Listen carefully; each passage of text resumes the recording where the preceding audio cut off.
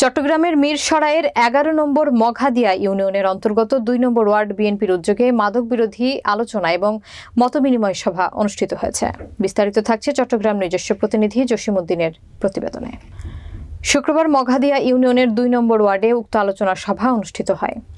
অত্র অনুষ্ঠানে সভাপতিত্ব করেন বিশিষ্ট সমাজসেবক ও বিএনপি নেতা মোহাম্মদ ফয়জুল্লাহ চৌধুরী।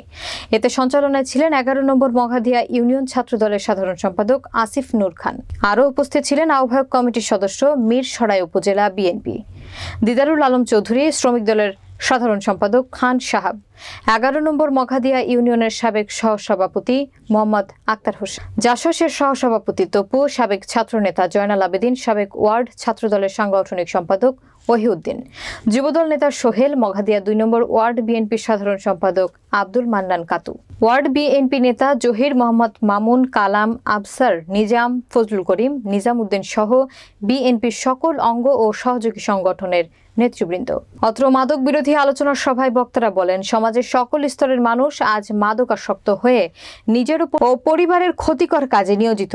তাই আমি উপস্থিত আলোচনা সভায় জাতীয়তাবাদী দল বিএনপির সকল স্তরের নেতাকর্মীকে মাদকের এই ভয়াবহতা হতে নিজেকে ও পরিবারকে এবং সমাজকে রক্ষা করার জন্য অনুরোধ জানিয়ে আলোচনা থেকে বিদায় নিলাম। স্কুলে মেয়েরা যাচ্ছে, তাদেরকে সম্মান দিবা। আওয়ামী লীগের সাথে চরিত্র ধারণ করা যাবে না। মেয়েদেরকে আমি অনেক রিপোর্ট পেয়েছি, আওয়ামী লীগের প্রেসিডেন্ট ও আমার বন্ধু, একদিনের জন্য সম্পর্ক খারাপ ছিল না, কিন্তু ওর বিরুদ্ধে রিপোর্ট এসেছে, থানা তো ওর নামে মামলা করতে গেছে।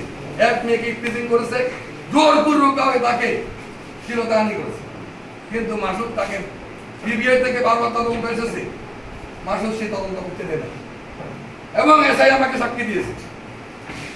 অতবার এমন ধরনের ঘটনা যেন না ঘটে। তোমরা স্কুলে মেয়েরা যাবে, তাদেরকে তোমরা ইফটিজিং করবা এবং সেখানে বদনাম হবে দলের, এই ধরনের কিছু থেকে তোমরা বিরত রাখবা।